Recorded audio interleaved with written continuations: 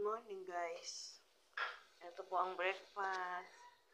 Hindi nawawala ang itlog at corned beef. Ayan. Corned beef po tayo. Hindi mo nilagyan ng patatas. Ito may itlog, kalbo. Walang patatas. Ba't di mo nga nilagyan ng patatas? Kain po tayo guys.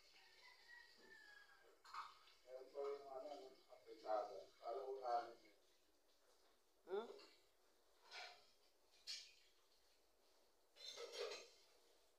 Let's eat. Ayan po guys yung tirang siomai kagabi.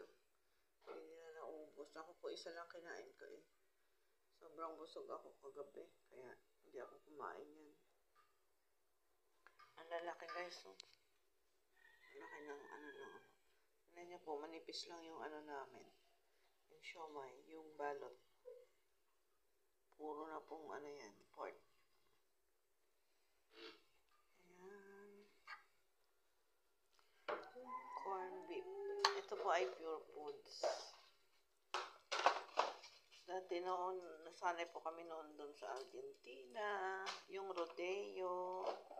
Saka yung 555 na Ngayon po, ito na. Ito na po ang aming brand. Pure Foods. Kahit mahal. Pero masarap. Ayan. Masarap po kasi ang Pure Foods.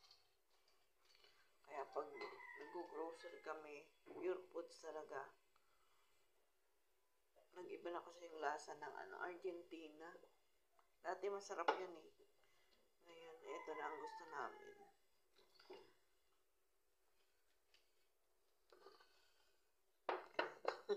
Lagay ni Modesto yan guys. Yan po ang aming Ano po ang brand namin. Ubus na yan eh. Ay, meron pa. Madami pa pala doon. Ayan daw yung aming Yan. Masarap kasi siya guys. Malinamnam.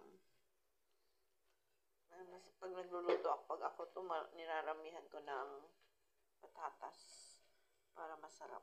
Ayan. Itlog. Thank you for watching guys.